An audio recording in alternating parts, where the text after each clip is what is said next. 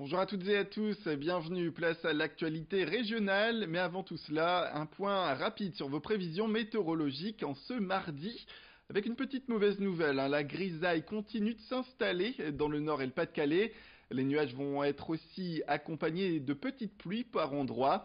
Côté température, comptez 23 degrés en moyenne pour les maximales à Lille, à Lens et à Douai. Et sur le littoral, le mercure montera jusqu'à 21 degrés à Calais, à Dunkerque et au Touquet. Plus d'informations sur vos prévisions météorologiques, ce sera de manière plus complète et en images après cette édition.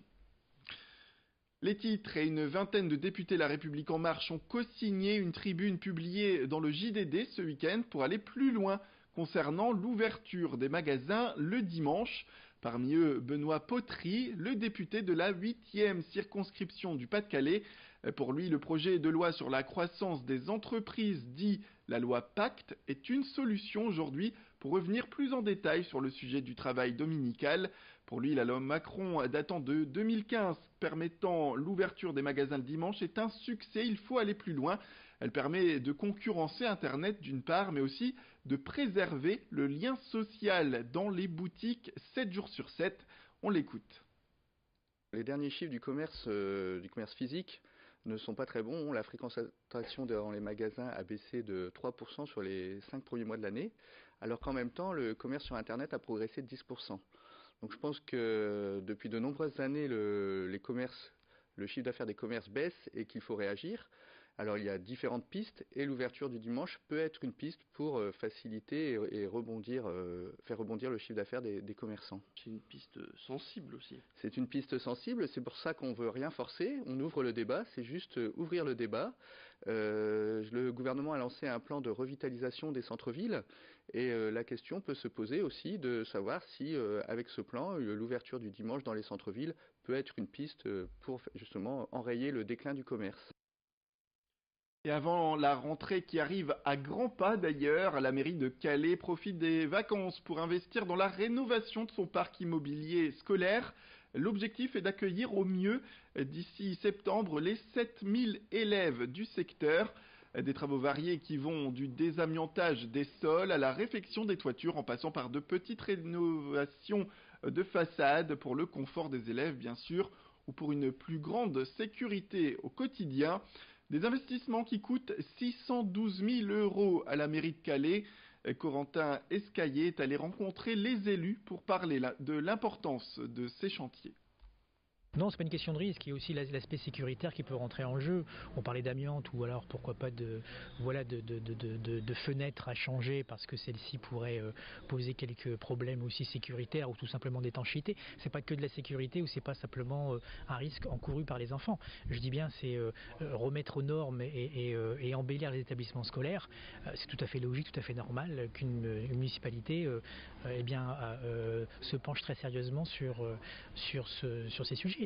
Donc ce n'est pas que de la sécurité effectivement, ça passe aussi par de l'embellissement, par de la remise aux normes, réfection de toiture je dis bien ou de fenêtres. Tout a une durée de vie, tout a un temps limité en termes de matériaux et donc on doit aussi bien évidemment remplacer certains postes de ce type.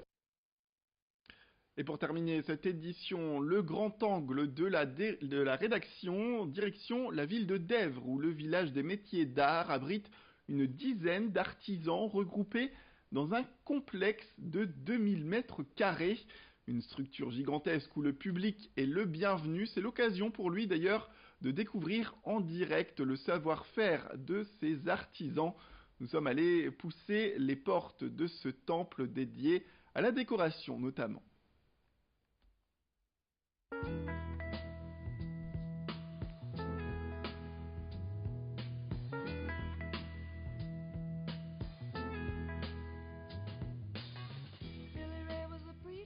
Le village des métiers d'art de Dèvres a ouvert il y a 8 ans. L'objectif, regrouper les artisans du secteur et les mettre en valeur.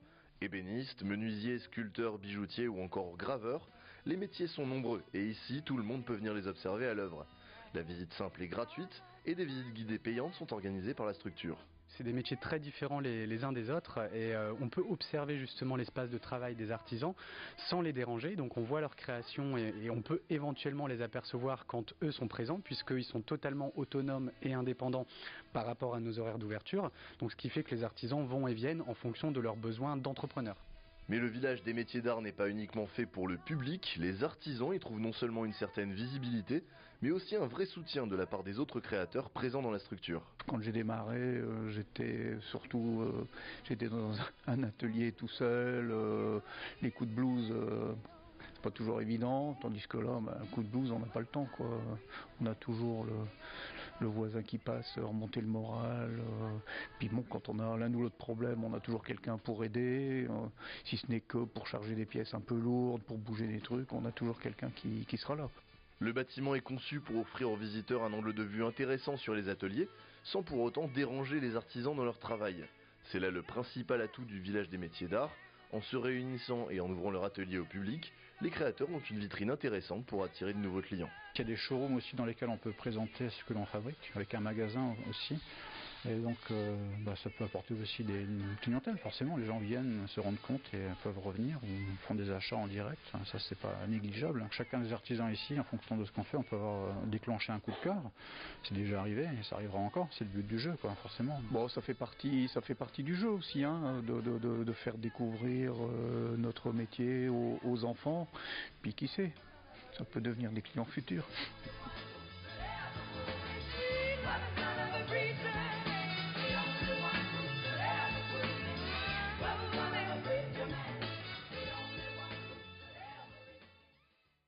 Voilà pour ce village des métiers d'art à découvrir tous les jours à Dèvres.